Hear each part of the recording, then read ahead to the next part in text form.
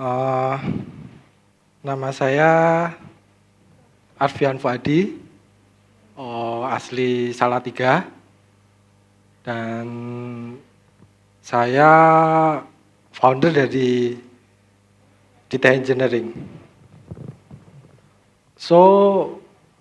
Sedikit tentang Data Engineering. Jadi kami itu mulai Data Engineering ini tahun 2009 tanpa kami tahu apa-apa. Waktu itu kami bermodalkan komputer second harga 1.500.000. We start that startup gitu. Jadi tanpa pikir panjang, karena kami yakin kalau kita pengen bangun Indonesia, kita mesti berpikiran global. Karena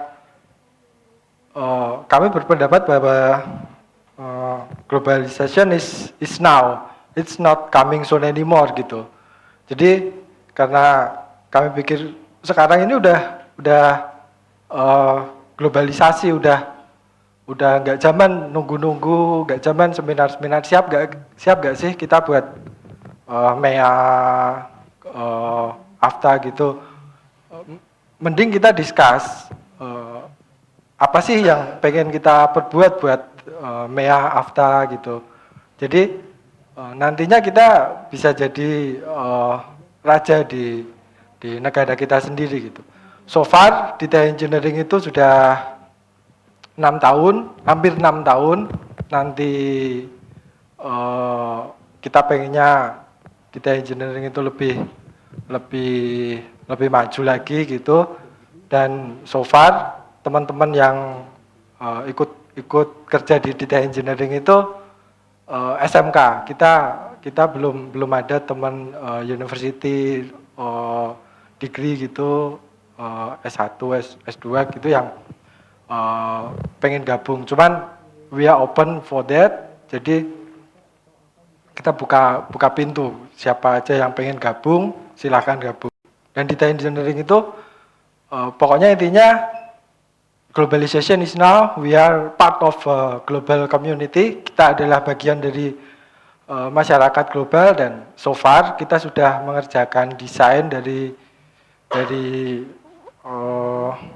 berbagai macam company, berbagai macam negara. Kita bisa tahu culture UK itu seperti apa, culture perusahaan Kanada itu seperti apa gitu. Dan karena 99% dari klien kami adalah perusahaan-perusahaan global, dan mereka pengen buat produk yang untuk pasar global. Mulai dari gantungan kunci, kita pernah desain chassis mobil, kita pernah desain ultralight aircraft kecil-kecil gitu, kita pernah desain. Di sini kami pengen share soal globalization is now. Jangan tunggu lagi, kita mesti punya global mindset untuk membangun Indonesia ini gitu. Tanpa global mindset di dunia yang sekarang serba global ini, rasanya susah kita bangun Indonesia gitu.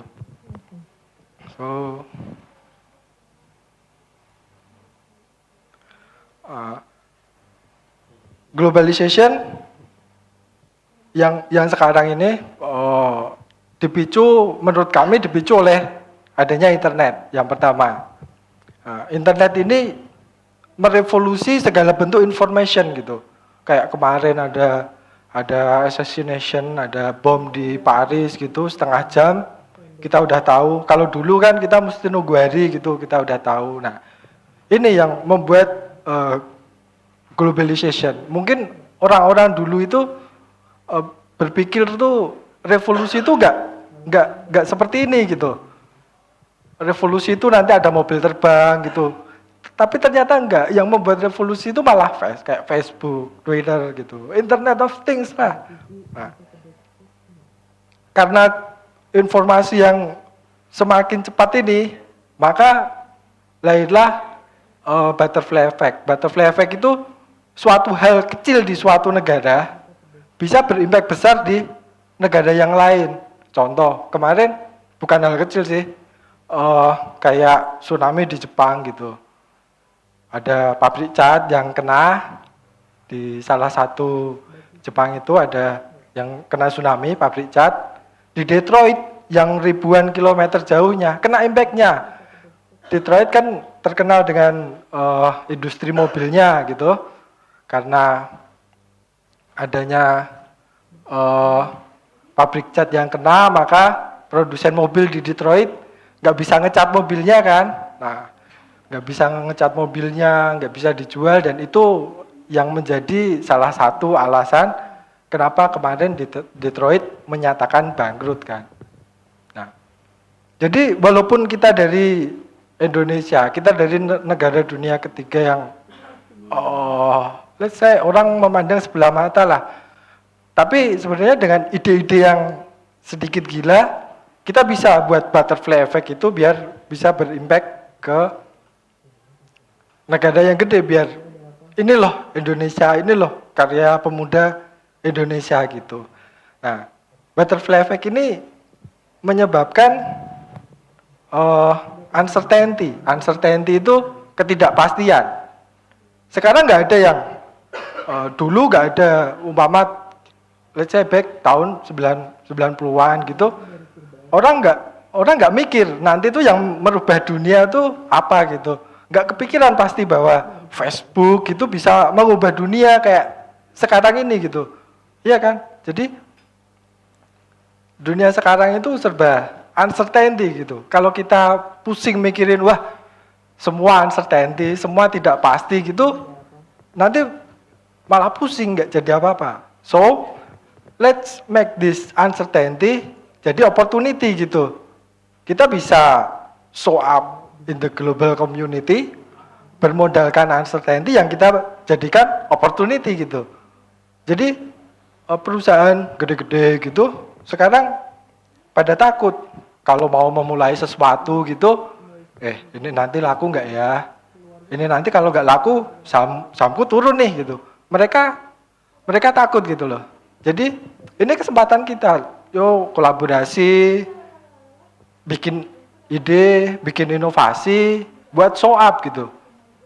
Karena kan sekarang nggak bisa ditebak gitu loh.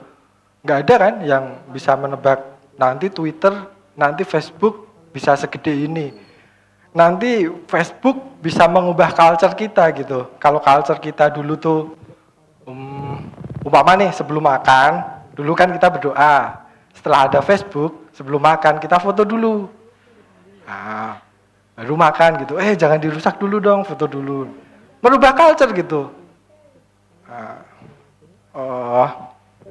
dan opportunity itu kalau di global community yang gate yang kita bisa masuk paling gampang itu lewat crowdsourcing namanya. Oke. Nah, aku ambil case tadi soal crowdsourcing. Tahun 2013 General Electric itu buat sayembara di crowdsourcing. Dia punya jet engine bracket design. Jet engine bracket design itu yang namanya dunia aviasi kan, kalau bisa lebih ringan berarti bisa saving cost kan, bisa menghemat bahan bakar, terus terbang sekian ribu jam dia bisa menghemat ongkos kan. Kalau bisa menghemat ongkos berarti dia kan bisa lebih unggul dari kompetitornya gitu kan. Nah, GE ini perusahaan tertua di dunia gitulah. Nah, kita ikut. Dia one mission, how to make this jet engine bracket lighter gitu. Gimana sih cara biar ini bisa lebih ringan gitu. Nah, di challenge itu yang menjawab ada engineer dari 50 lebih negara. Kita ikut aja, modal nekat aja. Global World itu kalau nggak setengah skill, setengah nekat gitu, masuknya susah. Jadi mesti setengah pakai skill, setengah lagi pakai nekat gitu. Kita tunggu lama gitu loh, 2013 itu. Terus keluarlah pemenangnya gitu. Yang nomor 3 itu namanya Sebastian Favasori. Airbus Defense and Space. Bayangin gimana gedenya Airbus gitu. Di sini nggak mungkin ada yang nggak tahu Airbus gitu. Pasti semua tahu gitu kan. Airbus itu yang buat pesawat gitu kan. Nah, dia dapat third position gitu. Jadi in this global world, kalian bisa ngakses company yang gede, company yang kecil gitu dengan mudah gitu loh. Bisa show up juga, company yang kecil bisa show up ke global world dengan lebih mudah gitu.